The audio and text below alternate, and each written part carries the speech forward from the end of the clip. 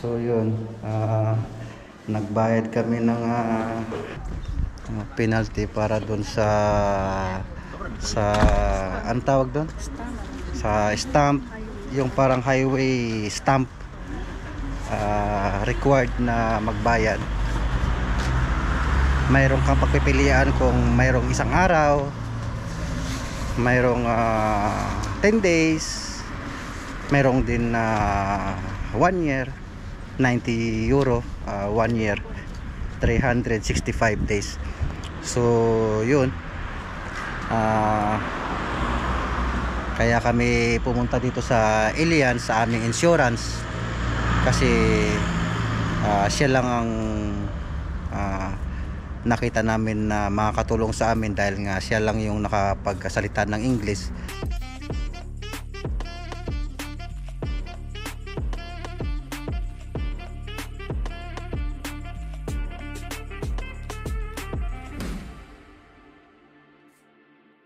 Good afternoon mga boss. Kakauwi ko lang galing ng trabaho. Ang pasok namin alas 6 hanggang alas 2. So ngayon,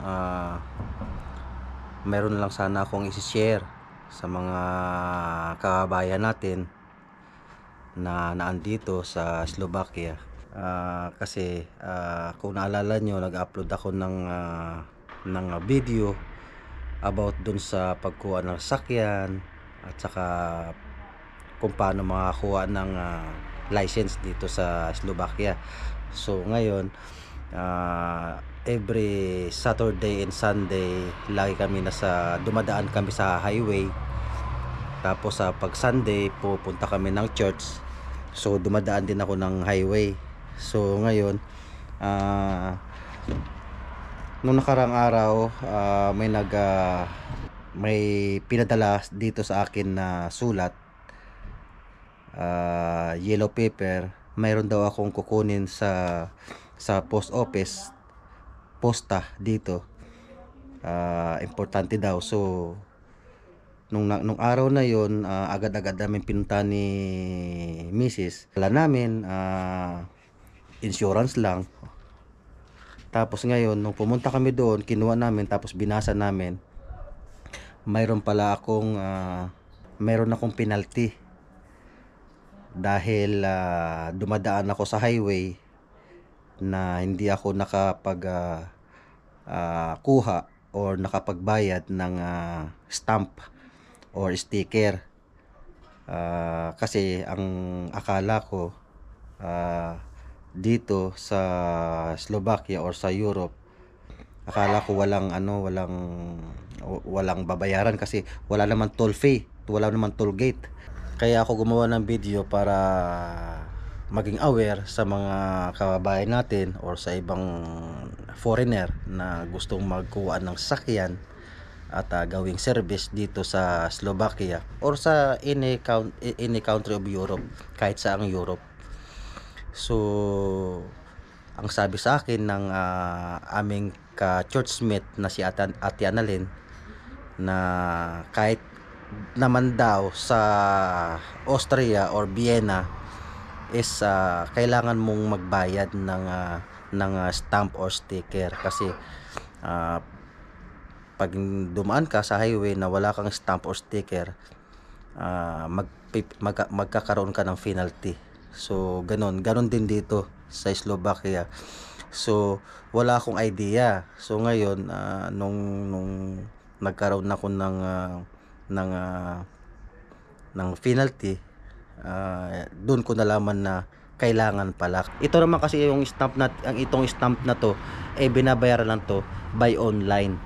So mag-online ka, ilalagay ko pala sa baba yung link kung sa mga kababayan natin na gustong kumuha ng sasakyan, bago kumuha ng sasakyan, dapat paghahandaan din yung pagbabayad doon sa stamp or sticker para sa highway. So yun, yung 1 day babayaran mo is 8 euro and 10 cents. Tapos yung 10 days naman, mayroon kang babayaran na 10 euro and 80 cents. Tapos mayroon naman siyang 30 days, 1 month na 7 euro and 10 cents. Tapos mayroon din 1 year, babayaran 365 days, 90 euro. So mayroon kang choices. Kung wala ka namang pera, may mili ka na lang kung alin dito yung pwede mong bayaran. Ako dahil sa wala pa kaming pera at napadala na sa Pilipinas, nagbayad muna kami ng 1 month para lang sure na wala namang penalty na mangyayari.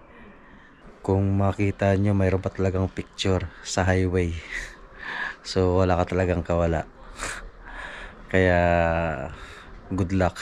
Mayroon tayo papuntahan, dadaan din tayo sa highway, so kailangan talaga nating kumuha. So kung pwede naman kayong kumuha pagka dumaan kayo, pagka kunwari babiyahe kayo bukas, kumuha ka ngayon, or di kaya bukas ka ng umaga bago kayo umalis.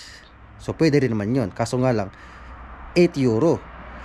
So kung kukwintahin mo, yun, isang taon na yun, 90 euro. So mas maganda na kumuha ng 1 year para hindi ka na, kasi baka mamaya makalimutan mo pag dadaan ka pala sa highway, tapos makakalimutan mo yung dapat pala kumuha ka muna, di na nagkaroon ka pa ng penalty na 150. So sayang din yun. So yun, sa mga kababayan natin na andito sa Slovakia, areglado tayo kumuha. So ganun lang ka simple. Podladnika. Podladnika. This one, no? No. That's address. In the amount 150. 150.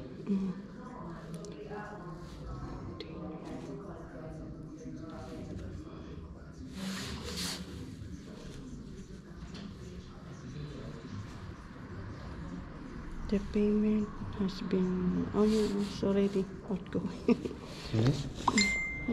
Ipakita mo sa kanya.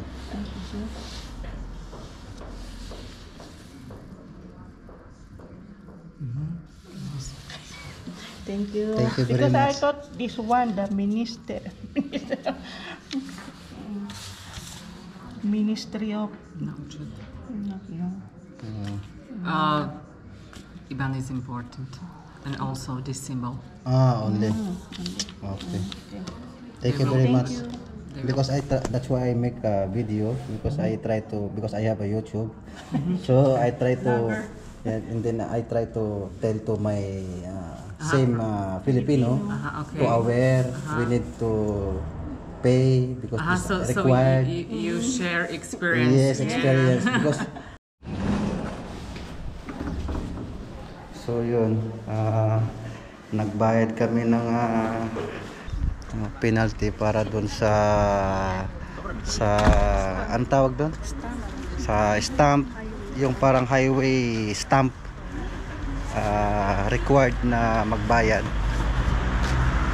Mayroong kang pagpipilian kung mayroong isang araw, mayroong 10 days, mayroong din 1 year, 90 euro, 1 year, 365 days. So yun, kaya kami pumunta dito sa Allianz sa aming insurance, kasi siya lang ang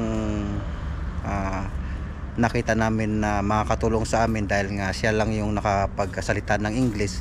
So pumunta kami dito para humingi ng advice, humingi ng tulong kung paano babayaran, kung required ba.